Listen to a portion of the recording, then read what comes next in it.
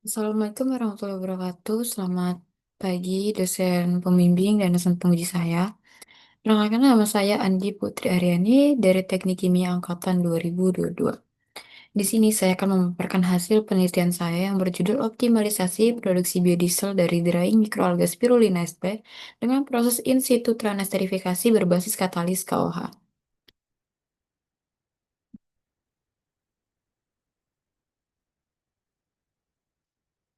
Di sini ada latar belakang penelitian saya yang di mana kebutuhan energi terus meningkat sementara bahan bakar fosil bersifat terbatas dan berdampak pada lingkungan.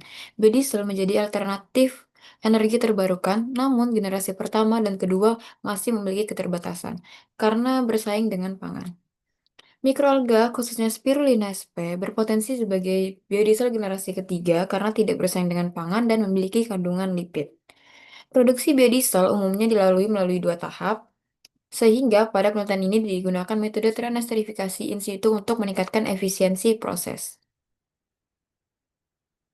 Adapun rumusan masalah pada penelitian ini yang pertama adalah bagaimana hasil analisis proksimat menunjukkan potensi biomasa sebagai bahan baku biodiesel dan bagaimana pengaruh waktu reaksi, rasio metanol biomasa, serta suhu mempengaruhi yield biodiesel pada proses transesterifikasi in situ.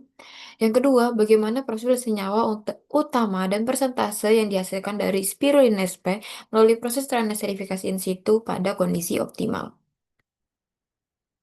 Adapun tujuan penelitian saya yang pertama adalah mengetahui potensi biomasa spirulina sp sebagai bahan baku biodiesel melalui analisis proksimat, serta mengetahui pengaruh variasi waktu reaksi, rasio metanol terhadap biomasa, dan suhu reaksi terhadap biodiesel yang dihasilkan melalui proses transesterifikasi in situ. Yang kedua, menganalisis profil senyawa utama dan persentase area asam lemak Fame dalam biodiesel hasil proses esterifikasi in situ pada kondisi optimal.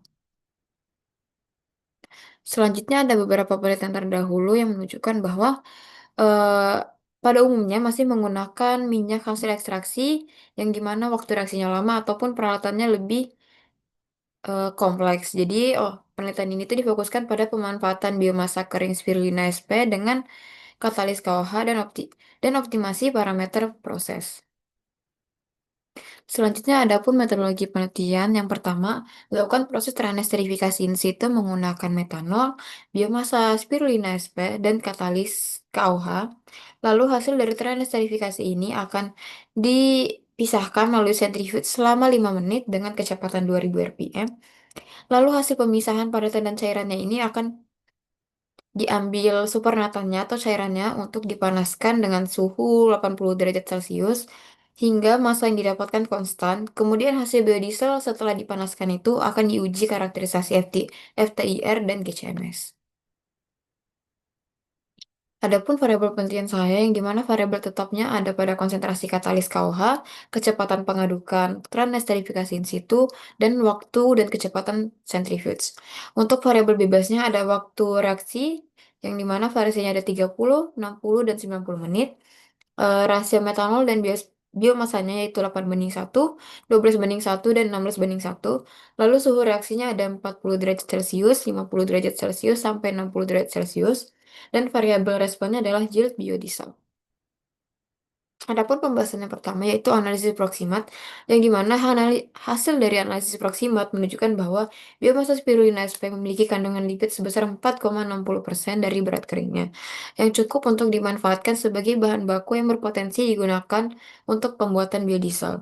Kandungan lipid ini berpotensi dikonversi menjadi metil ester melalui proses transesterifikasi in situ. Selanjutnya ada pengaruh suhu terhadap yield biodiesel, yang dimana di sini ada tiga gambar. Yang pertama ada suhu 40 derajat, 50 derajat, dan 60 derajat. Reaksi yang paling efektif terjadi pada suhu 60 derajat sebagaimana dapat terlihat pada gambar 1C yang menunjukkan nilai yield biodiesel yang jauh lebih tinggi mencapai 10,7% dibandingkan pada suhu 40 dan 50 Celcius. Reaksi pada suhu 60 ini dapat memberikan energi yang cukup untuk mempercepat pembentukan metil ester dalam waktu yang relatif singkat, menurunkan viskositas, serta memecah struktur lipid mikroalga sehingga reaksinya itu berlangsung cepat. Next ada pengaruh waktu reaksi yang di sini juga ada tiga gambar grafik. Yang pertama ada waktu 30 menit, 60 menit, dan 90 menit.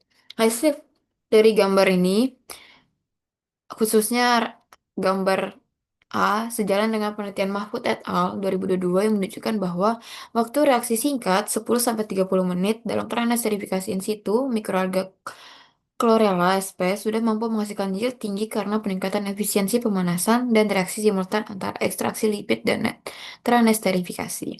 Yang dimana sesuai dengan penelitian saya yang didapatkan pada waktu reaksi 30 menit dengan suhu 60 derajat Celcius, rasio 16:1, yield tertingginya yaitu sebesar 10,7%. Selanjutnya yaitu identifikasi gugus fungsi pada biodiesel menggunakan FTIR, yang di mana yang di sini ada sel lingkaran pada gambar.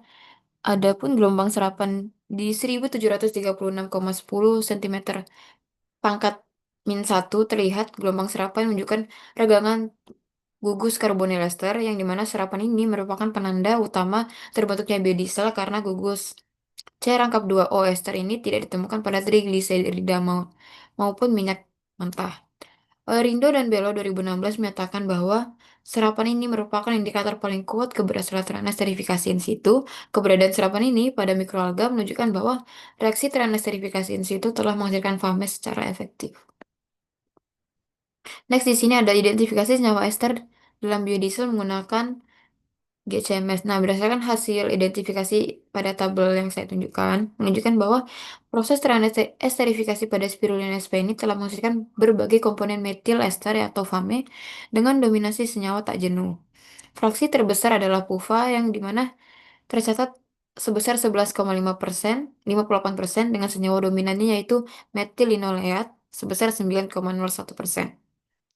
PUFA ini memiliki peran penting dalam menurunkan viskositas biodiesel sehingga bahan bakar lebih mudah terdispersi dan terbakar merata di dalam ruang bakar dan menghasilkan proses pembakaran yang efisien dan stabil.